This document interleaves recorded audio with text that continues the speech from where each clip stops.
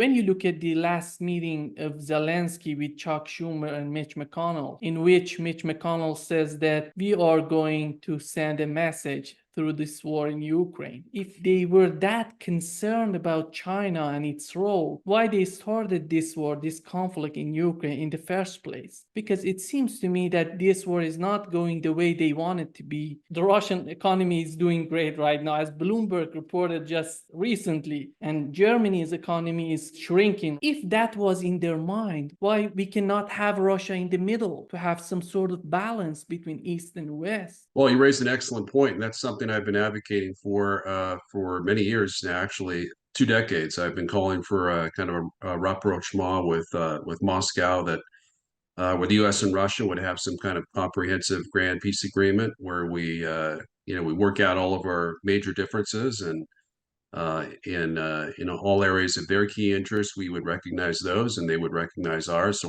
all of our vital interests would be protected.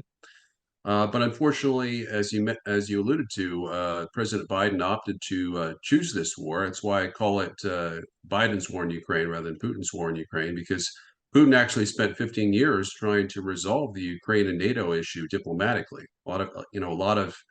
Obviously, there's no neoconservative Republican or liberal internationalists, very few liberal internationalists that would admit the fact that that Russia did try to avoid war, went to great lengths, in fact, to avoid war, even presenting a mutual security agreement designed to permanently end the conflict, the Cold War between the U.S. and NATO on one hand, and the Russian Federation on the other. Whereas, we've basically been involved in this new Cold War ever since 2008, essentially, when they had the Bucharest Declaration, which said that NATO would be expanded to include Georgia and Ukraine. Ukraine, of course, being Russia's number one vital interest on their side. So much as Taiwan is for China. So as far as this bill, this new Ukrainian aid bill, it's a vast amount of money. It's 61 plus $billion.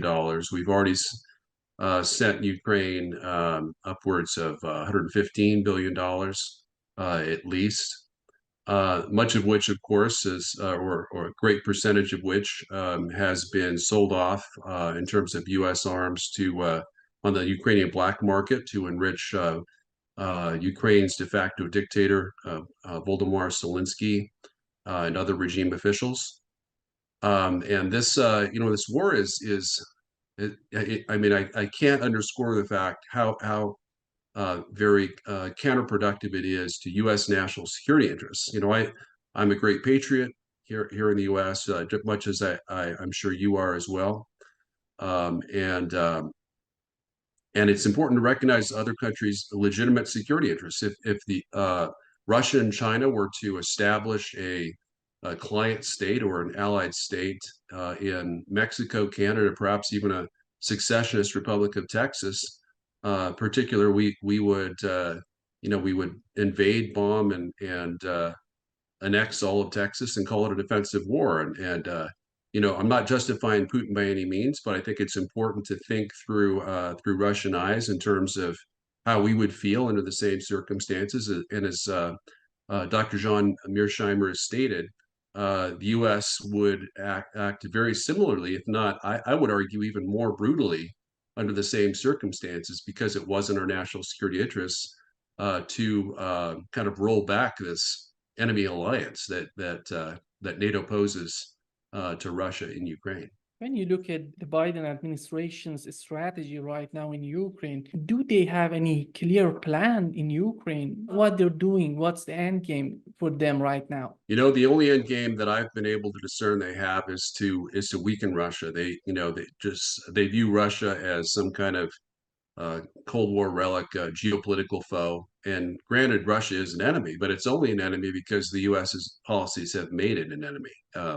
Putin, of course, came to power as a pro-Western leader, certainly more of a hardliner and more, smarter and more nationalistic than his predecessor, Boris Yeltsin. But nevertheless, a Russian leader who was very committed to integrating with the EU economically and with the Western alliance, if not NATO itself, which he actually expressed interest in having Russia join NATO in 2002.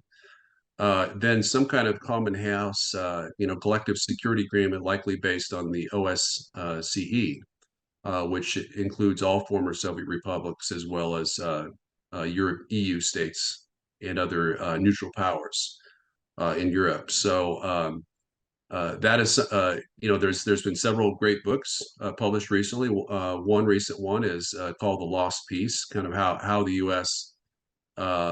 Essentially lost the Cold War peace and stumbled into this new Cold War with Russia that's completely unnecessary.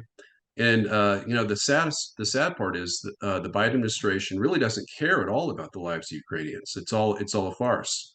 They don't care that Ukraine has lost at least 250,000 dead, mostly military, about 90%, if not more, military. 200,000 plus troops, probably at least 10,000 civilians that we know of, according to the UN Human Rights Commission. And I mean, the most humanitarian, the most pro-Ukraine policy we could have imagined would have been to avert the war in the first place by merely guaranteeing that Ukraine would never be allowed to join NATO, which that was Putin's minimum demand. And that was a guarantee we could have given at no cost to the U.S. in terms of our national security. It wouldn't have affected us in the least. NATO would not have been any weaker. Wouldn't have called for the rollback. Even Russia. Russia presented this wish list of maybe not demands, or somewhere between requests and demands. I mean, they were certainly forcefully asking for it, for these kind of their wish list. And on their wish list, there wasn't a demand for the rollback of NATO by even 1 square inch, merely the withdrawal of U.S. and Western NATO troops from Eastern Europe. So that was a really good compromise solution. It's one we could still do.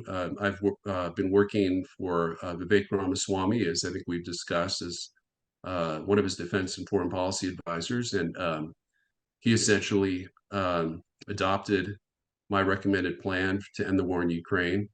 And that would include this withdrawal of U.S. troops from Eastern Europe as the means to establish a mutual security agreement with Russia, incorporating some, but not obviously, of course, not all of the elements of Russia's proposed draft treaty. But that's really what we need to get back to. And as you mentioned,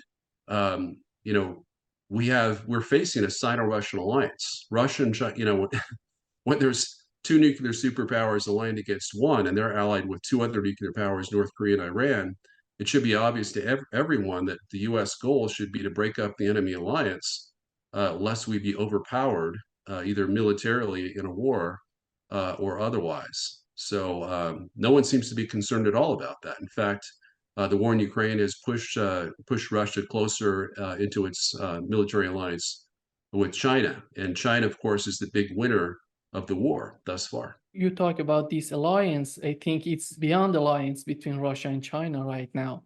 And if something happens in Taiwan, what would be the reaction of Russia? I mean, of course, there's Russian hardliners. I would not term Putin to be a hardliner. I think he's kind of in between the hardliners and the centrists. He's done a pretty good job holding the line as someone, as a leader who actually, contrary to all misconceptions, is actually very much committed to restraint when it comes to the military force. He very easily could have invaded all of Ukraine and annexed all of Ukraine in 2008 or 14, I guess 14, when the CIA-backed coup against President Yanukovych occurred. Yanukovych, of course, being a leader that was acceptable to Russia and pursued friendly relations with Russia, but did not want to join any kind of Russian alliance or anything like that, merely to have Ukraine remain a neutral buffer state, which is really what Putin has wanted all along.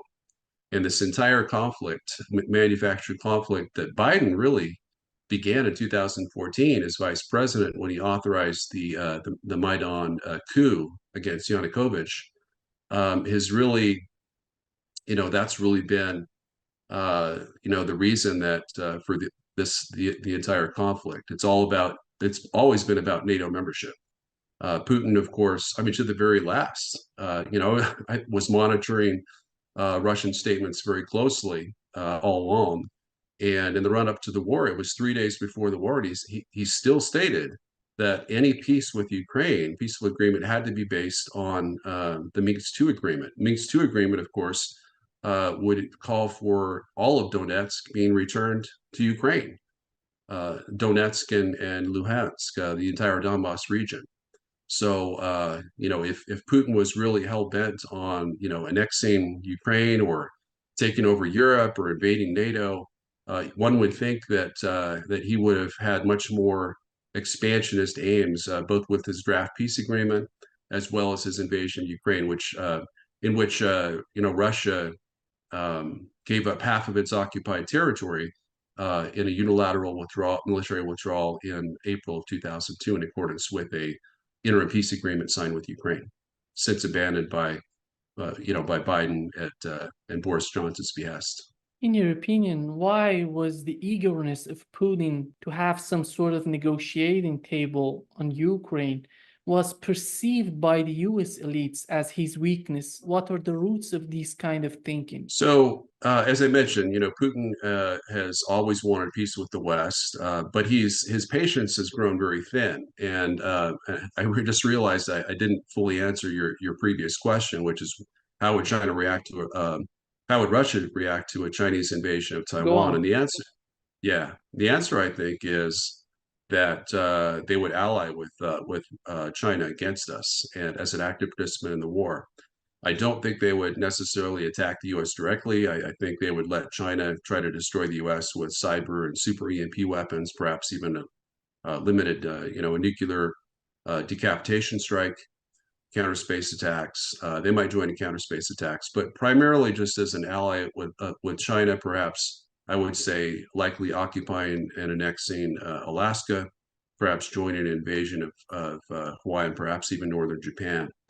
So, that's really, the U.S. would struggle badly to fight and let alone win a war against China over Taiwan. But if Russia were to join the war as an active belligerent on China's side, along with North Korea, of course, and probably Iran as well, it would really be an unwinnable war. And so that's why it's so imperative, as you've argued as well, I think, to end this war, for the not only to the restoration of international peace and stability, but also for America's own national security interests and Ukraine's as well.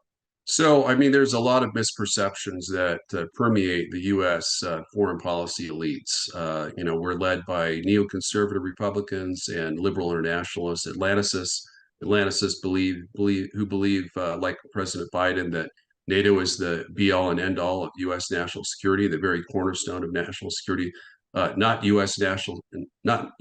nuclear arsenal, or the U.S. military itself, but rather our alliances with powers as weak as Montenegro and South Macedonia, countries which clearly weigh the U.S. down, and the Baltic states being the perfect example.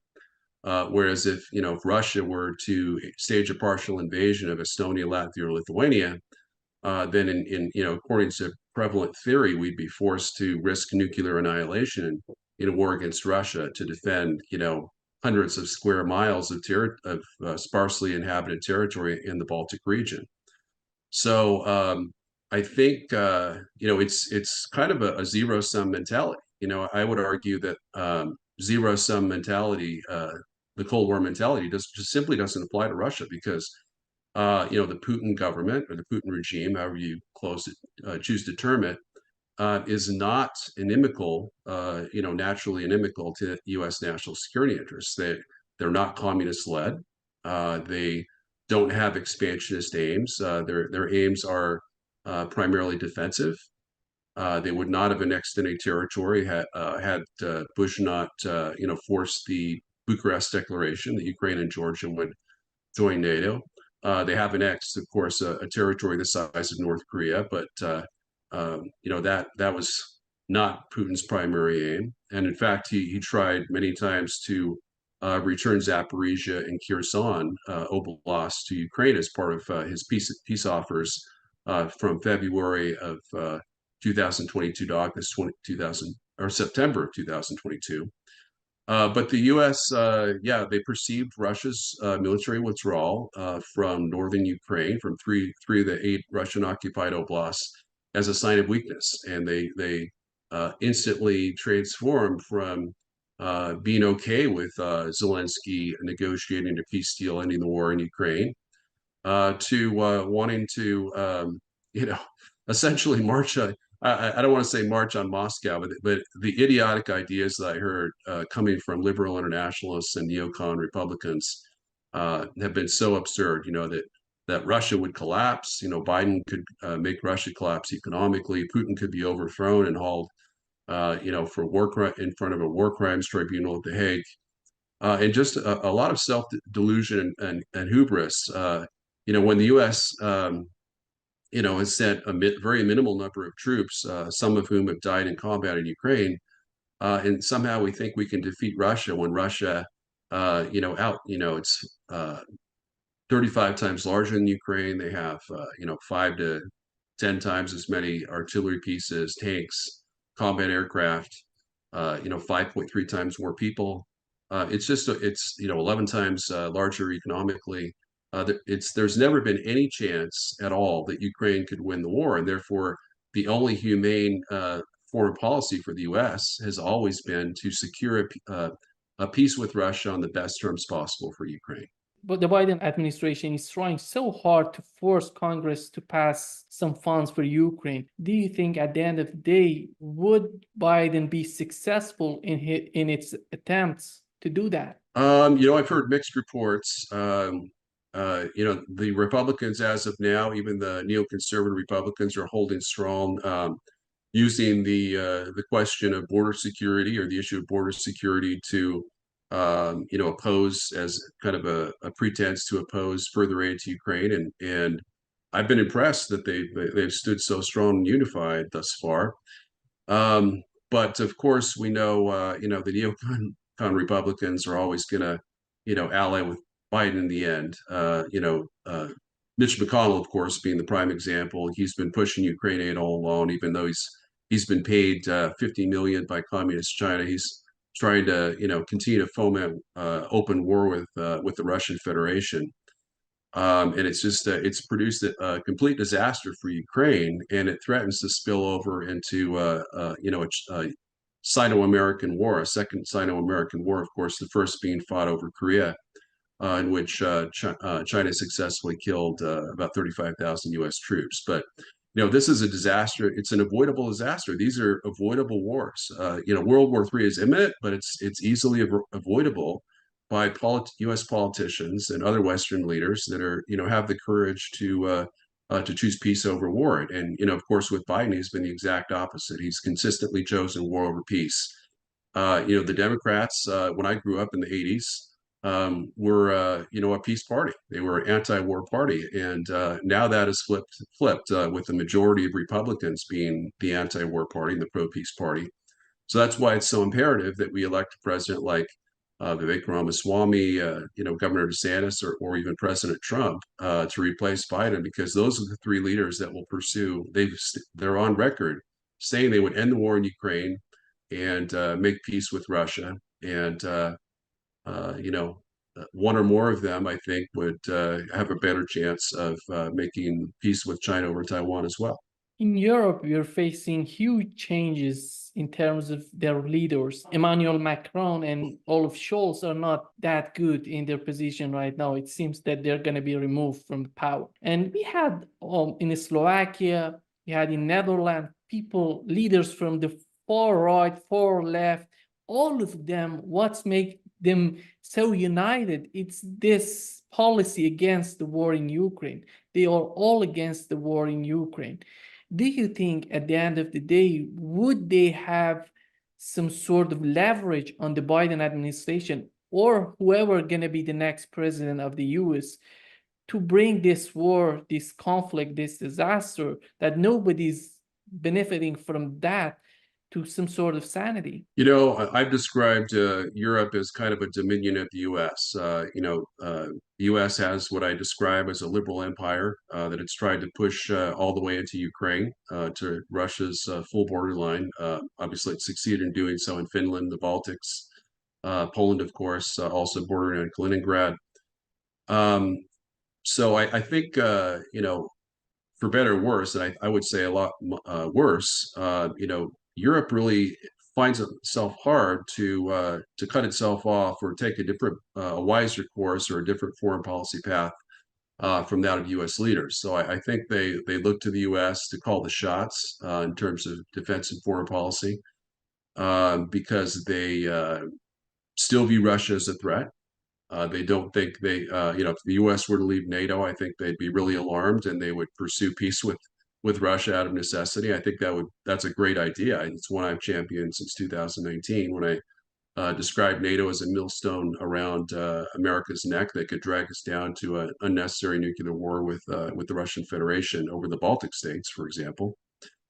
I think it's again, it's so important that we change course before it's too late, and save the not only the U.S. and our allies, but also potentially other countries bordering on our borders and in Europe as well. When you look at the case of Iraq and Afghanistan, US stayed there for so long that there was nothing to be there, then they left. Do you think that the same case gonna happen to Ukraine? Yeah, I mean it's inevitable, and a lot of the realist, foreign policy thinkers, myself included, have repeatedly stated, that we can't sustain Ukraine. We couldn't sustain Ukraine.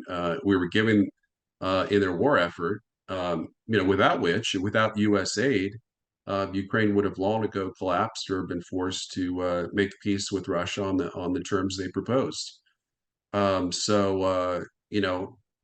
We haven't really provided. There's been no military assistance authorized since December of 2022. So we've gone over a year, and the Biden administration, rammed a $47 billion aid package through Congress in December 2022, knowing that the Republicans would take the House the next year.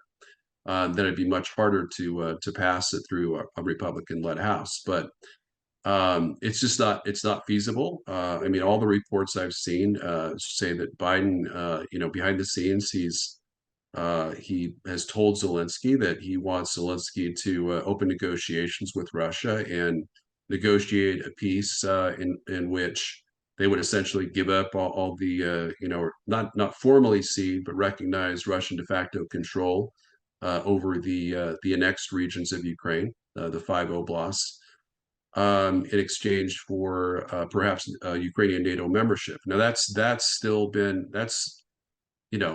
again the very reason that Putin invaded was NATO membership. So we hear all these people, including ones that thought that Biden is responsible for the war. They're now saying, well, yeah, let's do this grand agreement with Russia where they get to keep 18% of internationally recognized Ukrainian territory, and then the rest of Ukraine gets to be a NATO member. Maybe not right away, maybe in 5 to 10 years. But it's just absurd. I mean, that's the one issue that's non-negotiable with Russia. I mean, they'd rather give back a little bit of territory than and get a firm commitment that Ukraine is, have Ukraine change its constitution to permanent neutrality, whereas now the constitution of Ukraine says they have to pursue NATO membership until they get it.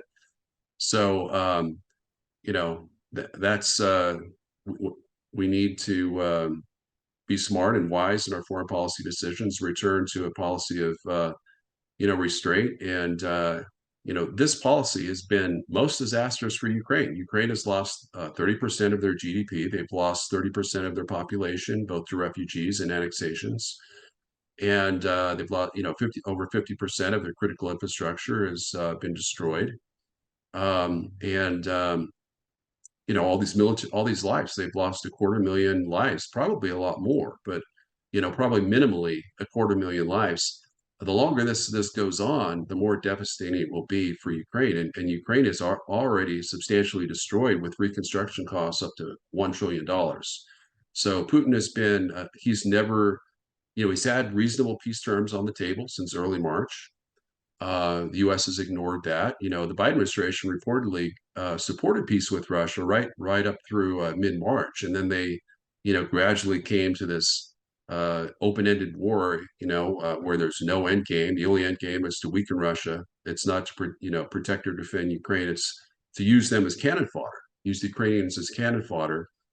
Kill off Ukrainians to produce what they believe is an end that supports U.S. national security by weakening the Russian Federation. But as you stated, Russia, we should not view Russia as the enemy when communist China is the real enemy.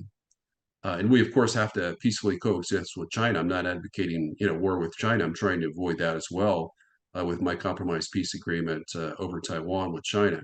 But Russia is very key right now because if we could flip Russia from a Chinese military ally to a military neutral, a neutral power, where they'd still be politically allied with China, but they wouldn't join any war against the U.S.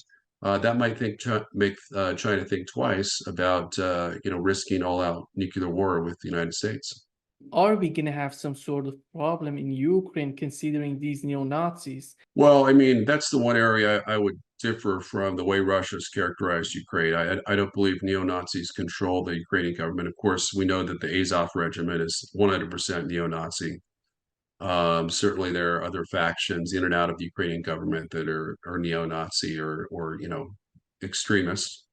But I don't view that as a big problem. So, one thing I will bring up to your viewers is that Zelensky was elected as a president who was totally committed to peace with Russia and implementing the Minsk II agreement, and he attempted to do so very sincerely. And as he was withdrawing Ukrainian troops from the Donbass region, as part of that agreement, he tried to get the Ukrainian militia groups to the far right neo-Nazi groups to withdraw their militia forces as well.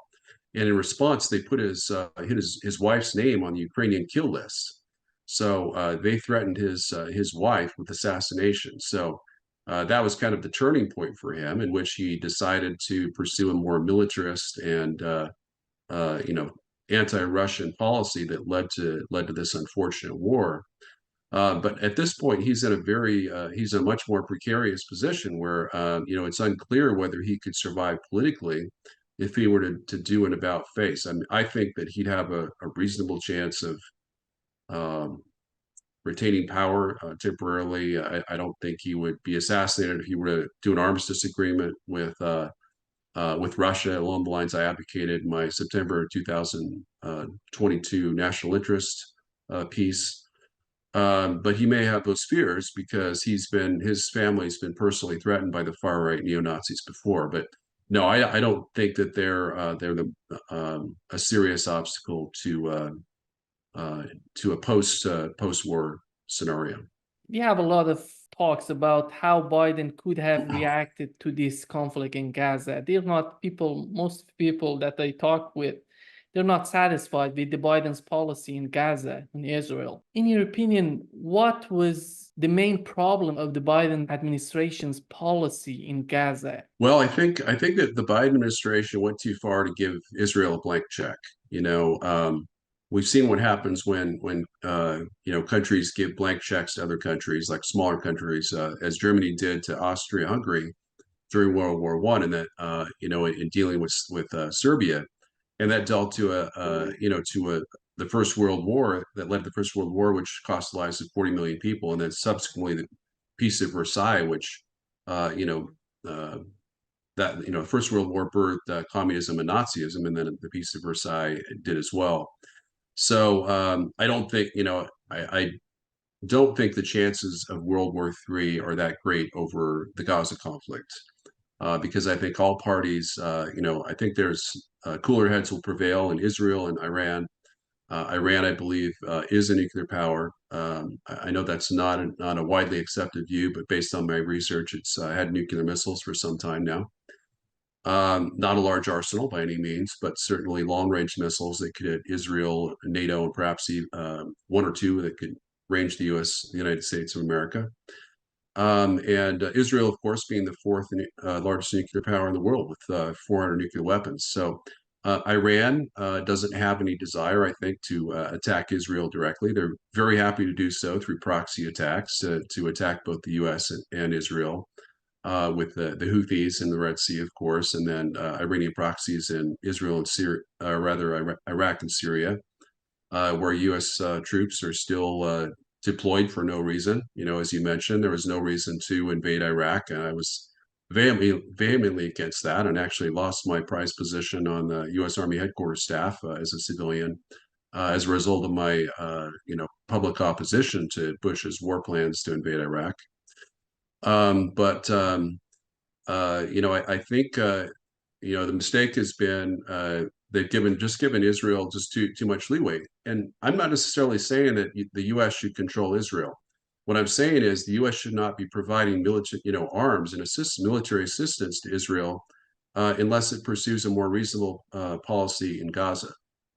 And when I say reasonable, um, Israel has been engaged in a collective punishment campaign, which has led to the deaths of nearly 23,000 Gazans to date. Excuse me, of which they admit 2/3 are civilians, most of which are women and children. So we've seen the destruction of or damaging of 60% of Gaza home residences, 80%, fully 80%, nearly 2 million Gazans are now refugees. And Israel has been pursuing a blockade, air, land, and sea blockade, starving them of food, and humanitarian assistance. And, they have reopened some limited humanitarian assistance, international assistance recently. But no power, no internet, little to no food. They're all, 80% homeless, living in tents in best cases, or at homes, friends in South Gaza. And, the Israeli plan is, I tried to publish a piece on my Substack at dpyne.substack.com, the Real War newsletter, before this interview, but I wasn't able to get it done in time, but it should be published in the next day or two. But they are pursuing a plan that I kind of call a stealth annexation of Gaza, where they're trying to push out the Palestinians out of Gaza, and they're planning on an indefinite Israeli military occupation, kind of transforming Gaza into a protectorate, much like the protectorate of Bohemia and Moravia during World War II that Germany established, in which there might be some kind of not even puppet leaders, really just nominal Palestinian leaders of some organizations that provide the credence for essentially Israeli, permanent Israeli control of the Gaza Strip. And of course, Israel did control Gaza from 1967 to 2005, occupying them militarily. But with these, with the disgusting and horrific Hamas terrorist attacks that killed 1,200 Jews on October 7th, Israel has really responded in very brutal ways, unfortunately. And they've killed, even by their own admission, they've killed Palestinian civilians at a rate 10 times higher than the Russians have killed Ukrainian civilians in Ukraine. This attitude of the Netanyahu administration, how is it going to help Israel considering long-term strategy? What would be the consequences of these extreme measures that they're taking right now in Gaza? Yeah, I mean they're trading tactical successes and immediate near-term security for long-term security, and all the decent relations they were rebuilding with Arab states, including Saudi Arabia, is now getting flushed down the toilet. I mean, even the president of Turkey, who's of course an admitted Islamist and not exactly a friend of the U.S., even though they're Turkey's a member of NATO. He's been trying to align with Russia and China of late. Has said that, I mean, made statements essentially that Netanyahu needs to be ousted. And the same, he talks about Netanyahu the same way Biden talks about Putin as a murderer, a war criminal. Needs to be removed from power. With large regional powers like that in the Middle East region, that obviously Iran is a committed enemy. Syria is a committed enemy, although pretty neutered. Syria never shoots back against Israeli airstrikes. Israel bombs them all the time and has for decades, which is very, very tragic. I mean, no, I don't think any nation should be subject to that. But the U.S. has done, of course, invaded Syria unprovoked in Iraq during the last couple decades. But Israel does have legitimate national security interests, and I wasn't opposed to the Israeli invasion of Gaza, but I wanted it to be temporary. The last time that Israel invaded Gaza in let's see, it was 2014. 2014, they invaded for 18 days. So they went in, seriously degraded Hamas, killed a bunch of Hamas terrorists, and then pulled out. And they relied primarily on air power, special forces for that invasion. And that's kind of what I was hoping. I was wanting to see a repeat of that. But instead of a 2.5 week occupation of Gaza, and that was just a partial invasion of Gaza. This one is full-bore invasion and occupation of Gaza. That's there's no end date.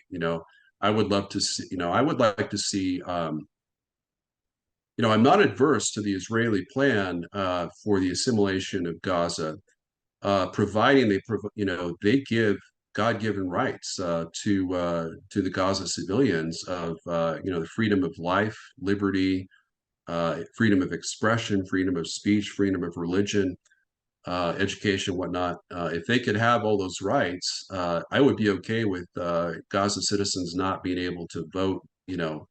Necessarily choose their own leaders, as long as they have these basic human rights, and mainly the right to life, because they're being bombed and killed by Israel right now. So if we could have that transition, that would be a lot better than the situation we have now. But at this point, yeah, I'm worried. It's even that plan is, to establish a protectorate over Gaza is just cover for permanent Israeli control and further degradation of the lives and liberties of Gaza civilians. But I don't want to minimize Israeli security concerns with the Hamas terrorist horrific attacks. I mean, I don't believe they butchered it. They didn't cut babies' heads off. I think that was a propaganda story that was proven false. But they did kill scores of Israeli children, and it's unacceptably wrong. It's just I from the beginning I've been worried that Israel would overreact and kill a bunch of civilians, and apparently that's their policy, unfortunately. If the Netanyahu administration was looking for fighting Hamas, why they were bombing churches, hospitals? Well, of course, we do know that Hamas does have tunnel networks, and they have established headquarters underneath a major hospital in Gaza. That's their main headquarters militarily, probably politically as well. And they have they do use human shields, unfortunately, to try to for multiple reasons. In many ways, to garner international opposition against Israel. Because when Israel attacks Hamas positions and tunnel networks, they kill more civilians as well. So we've seen Ukraine do the same thing again in their war against Russia. They fire from schools and hospitals, and then when Russia fires back, that Russia gets accused of killing a bunch of innocent civilians, which isn't their primary objective. Unfortunately, I think Israel is one of their primary objectives, is to not necessarily to kill as many civilians as possible, but what I see they're trying to do is to make living conditions in Gaza so difficult and unlivable and unbearable that all of the Gaza citizens will want to leave Gaza, and thus Gaza will essentially, in all but name, be ethnically cleansed of Palestinians, leaving Israeli settlers able to occupy their homes and lands, and perhaps even have formal annexation of Gaza. So I don't think Israel is 100% in the wrong, because I do think that Hamas does use human shields, but Israel, again, I think Israel has overreacted. They're bombing too many schools, too many um, hospitals. I mean, there's only 1/3 of hospitals in Gaza that are still in operation. Of course, with no power, or just generators, it's almost impossible. Limited fuel supplies. It's been very difficult to treat all the wounded. I think there's 58,000 wounded by last count, um, that have been wounded in the war on the Palestinian side. So that's a vast number of women and children, especially, that are need or desperately need of medical treatment.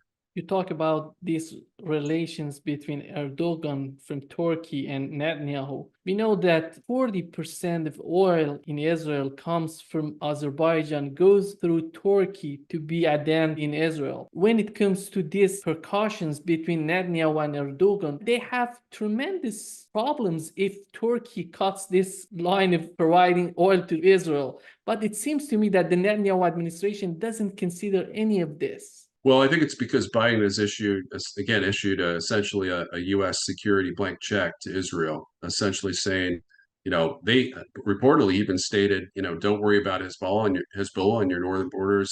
If they attack you massively, we'll strike back. We'll destroy them on your behalf. To kind of reduce the chances that Israel would try to stage a third or fourth invasion of Lebanon, of southern Lebanon, to try to preemptively strike against Hezbollah. So I think that with U.S. Military backing, Netanyahu feels that were he to lose this Azerbaijani oil shipments, that the U.S. would make up the difference, and I'm absolutely sure that Biden would do that. Unfortunately, I think 80 to 90% of U.S. politicians would do the same thing. Even if Trump were president, that he would do so as well. So again, Netanyahu is pursuing these limited aims. Much like Hitler. I mean, I don't want to. That's I know that's radioactive to compare Israel to Hitler. I think Israel is a great country. I worked with Israelis when I was in the U.S. Army headquarters staff. I had Israeli friends. I haven't kept in touch with them. But just from a non-biased perspective, Hitler wasn't trying to go to war with Britain, France, and the U.S., or even Poland for that matter. He had limited objectives. His main aim was to establish an Eastern alliance in Eastern Europe, Central and Eastern Europe, to fight the Soviet Union, to fight this massive war, to get all this Lebensraum. Of course, he was a total racist and mass murderer, and ended up mass murdering the Jews for reasons we don't have time to explain, but which I do explain in my articles on the Real War newsletter. Netanyahu just he has these. He's just laser focused on Greater Israel. I call it. Dr. John Mearsheimer has also used the term Greater Israel, much like Hitler was pursuing Greater Germany. Now, Gaza is a very small piece of territory. It's, the rest of Israel is 57 times larger, but it's strategically placed, on the coastline with Egypt. And Netanyahu actually discussed, I think, with the Egyptian president in 2007, that he asked Egypt if they would accept all the Gaza residents, the Palestinians in Gaza, to resettle in the Sinai Peninsula, so Israel could annex Gaza. So we're seeing his objectives of 2007 play out right now, and it is a pursuit of Greater Israel. And I'm not saying that I necessarily oppose Israeli annexation of Gaza, providing they provide these basic, fundamental, God-given rights to the Palestinian civilians. And I am very concerned that Israel has no plans or intention to grant those rights to Gaza residents. What would be the solution, the practical solution to what's going on right now in Gaza between Israel and Palestinians? The ideal solution, I think, would be for what I initially argued for would be a Fatah takeover of the Gaza Strip, where Gaza and the West Bank would have a unified government, maybe some kind of coalition government where, Fatah and the PLO, the Fatah part of the PLO would lead Gaza once more. Of course, that was the case until 2006 when Hamas won democratic elections and defeated Fatah, and then of course when Hamas established a military dictatorship in 2007 over Hamas. But that I think would be ideal because the problem is any elections held under Israeli control. I don't think Israel will ever allow democratic elections in Israeli occupied Gaza. But if they did, they might, even it would be viewed as a collaborationist government, whether those leaders are appointed or elected, especially if they're appointed by Israel, which I think they will be. It'll be like the equivalent of Vichy France. Vichy France was a legitimately elected, people forget it, legitimately elected government, where the leader of the president of France declared himself dictator. But it's just a really difficult, much more difficult than the war in Ukraine. The war in Ukraine is very easy to solve. It has a very easy solution. It's an armistice along the current lines of control, no NATO membership. Uh, you know, Ukraine doesn't agree to cede any territory to Russia outside of Crimea, but they recognize Russian de facto control. And then, we have some kind of limited security guarantee for the rest of Ukraine. Um, Really just taking away any reason for Russia to reinvade. And I know I'm very, very confident that could be accomplished because Putin's demonstrated no desire to take any territory outside the Donbass region. But it's just so much more complicated with Gaza because Israel has legitimate security concerns, and they're not willing. I mean, they are the dominant power for better or for worse, and I think for better overall in Gaza, just like Russia's the dominant power in Eastern Europe and in Ukraine. So we have to have a peace that's acceptable to Israel. So the Biden administration should be an advocate for Gaza's citizens and civilians. They should be hammering out some kind of peace proposal or, arrangement. And maybe that could be the demilitarization of, Gaza, where, Gaza has no Palestinian security troops at all, where Israel will take over the security role in exchange for for self-rule, for autonomy, for some limited democratic elections, and then some kind of constitution for a Palestinian entity in Gaza where they're guaranteed basic rights, basic fundamental human rights. So um, that's obviously complicated even more by the fact that Israel has not been killing a lot of Hamas terrorists. They focus more on civilians, I think. And by their own accounts, they've killed no more than 7,000 out of 47 or 48,000 Hamas fighters that were the numbers before the war. Hamas may have recruited many more since then, because no country likes to be invaded and occupied by foreign troops, and there's a legitimate patriotic reason to rally to defense, even if you hate your government and have a terroristic government like Hamas. So it's really not as black and white. Here in the West, there's Fox News especially. It's very black and white. Israel good, can do no wrong. Uh, Hamas, Gaza, they're all the same. They're all evil. Just like the U.S. painted all Japanese and Germans as evil due to the evil deeds and actions, aggressive actions of their leaders. And it's just wrong. It's collective punishment is wrong, whether it's Hitler killing up, mass murdering, 5 to 6 million Jews, or it's some other country killing off other populations, or simply just viewing them as legitimate targets. They're civilians, like Gaza civilians, or Russian civilians for that matter, as legitimate military targets, because under the rules of war, those are war crimes. And those are prosecutable war crimes and should be prosecuted under uh, the Geneva and Hague Conventions.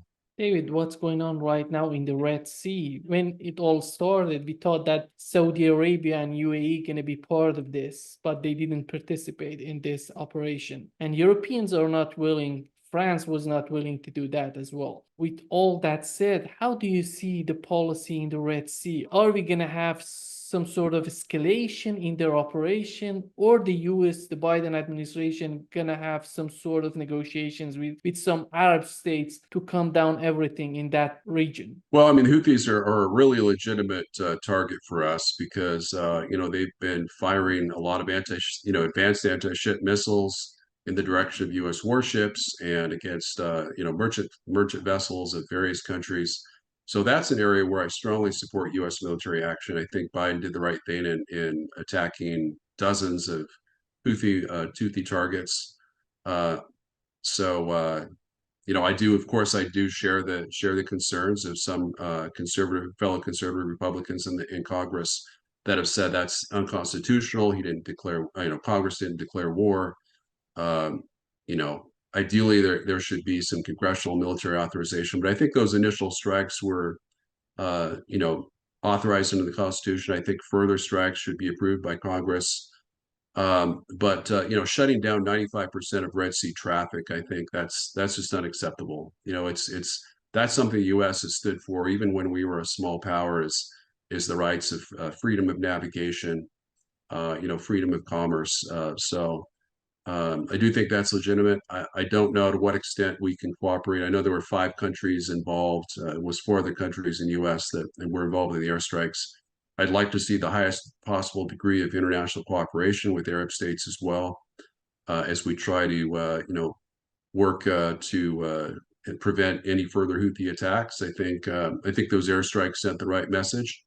I'm much with regards to our troops in Iraq and Syria. I think we need to pull them out. I think I would be happy, even though I view Iran as an implacable enemy like China. I would be willing to negotiate with them and just simply say, you tell your proxies to stop all their attacks. We'll pull out all of our troops from Iraq and Syria. It's not our interest to be there. It hurts. Our troops there are being put in harm's way for no reason. They're not in furtherance of U.S. national security or defense. And Biden has denied them the air defenses they need to shoot down the enemy missiles. So we've had a lot of injuries. Thankfully, no deaths from the 131 plus attacks, Iranian proxy attacks against our troops there. But with regards to the Houthi attacks in the Red Sea, I would continue to respond, very strongly against the Houthi rebels in Yemen. We know that Lindsey Graham and John Bolton were advocating for bombing Iran, and the Netanyahu administration would be more than happy if the US does that. Do you think these people in the US and in the Netanyahu administration, at the end of the day, would they be able to bring a new conflict in the Middle East between US, Iran, and some other countries? In your opinion, Yeah, is that a big deal? yeah, I think that would be a very big deal. I don't think even Lindsey Graham has talked about bombing Iran per se, but he's talked about bombing their oil derricks, their oil refineries that are in the Persian Gulf. Destroying their navy, perhaps. Destroying a bunch of Iranian gunboats and corvettes. So that would be full scale, direct military action, and kind of declaring war, either in name or in fact, against Iran. And that's really scary because Iran is a nuclear power. We shouldn't be. Again, most people don't believe that, but the intel that I have says that they are a nuclear power. So we should not be in the business of starting wars against nuclear powers. We should be negotiating with nuclear powers. Iran, of course, is a much inferior nuclear power, but they have very strong nuclear superpower benefactors and allies in Russia and China, even North Korea. With very sizable nuclear arsenals. So all of these, one of the ideas that has been bandied about is maybe we could have we should have a new concert of Europe that could include Turkey and Spain and Russia and Germany and France and Britain and Italy, to kind of try to resolve these kinds of conflicts peacefully. But we could also have a global concert, a concert of perhaps the 6, perhaps even 10. With Iran, we would have 10 nuclear powers, but certainly at least the top 6, which would include Russia, China, let's see, France, England, India, but probably 10 again, where all the nuclear powers could resolve these issues peacefully and meet together and and come to compromise peace agreements. These are the things that happened in the good old days, between 1815, when the Napoleonic Wars ended with a fair peace for France, defeated France, which was brought back into again the concert of Europe and as an equal power. Um, versus the foolishness we did with Germany and destroying them and in both world wars, and leaving them out of even the League of Nations at the end of World War One, to prevent world wars from breaking out, or even regional wars, as you mentioned. Even if Iran and Israel had a direct regional war in which two nuclear powers were fighting each other, that would be very dangerous, even if the U.S. stayed out militarily. So yeah, we have to focus on peace and diplomacy. Um, I'm a huge advocate for building up the U.S. military, mainly with strategic and homeland defenses, and pulling our troops out of foreign bases. Instead of 750 bases, military bases, should build down to perhaps 350. Where most of those bases are in the Caribbean and Western Hemisphere and the in Pacific Islands, instead of the Far East and Europe and the Middle East. So yeah, there's a lot we can do. There's a lot we need to do, and sadly, there's only a few leaders that are advocating these real world solutions to avoid a nuclear war that could cost 1 billion lives. But I am hopeful. I'm certainly believe that if Trump were elected president, or again Vivek Ramaswamy or Governor DeSantis, that a lot of these foolish policies would end, and peace could be restored, at least to Europe and the Middle East. Just before wrapping up this session, do you think the next president of the US is going to be a Republican or Democrat? Well, I really think that the Democrats are going to steal the election. People call me an election denier. I think they're the election deniers, because they ignore the facts before their faces, and all the mountains of circumstantial evidence that the Democrats stole the 2020 presidential election, and actually congressional elections as well. So I am very fearful that Biden will be reelected, or perhaps he'll drop out of the race at the last minute and endorse Kamala, or perhaps even Gavin Newsom, and then they'll pursue the same foolish warmongering policies that caused Tulsi Gabbard to leave the Democrat Party. So I'd love to tell you that I think the Republicans will win and establish a new peace with Russia as a peaceful partner. But unfortunately, I think the chances of that are fairly low. So yeah, we're in a very perilous state of affairs here in North America. Thankfully, you're in, I think, Brazil, so you're much safer than most of the other countries in the world. The Southern Hemisphere is not under a major threat, but they would certainly, you guys would certainly be affected by loss of commerce if the U.S. were to be devastated or destroyed. You'd have to trade with other countries, and perhaps even China would suffer great damage as well.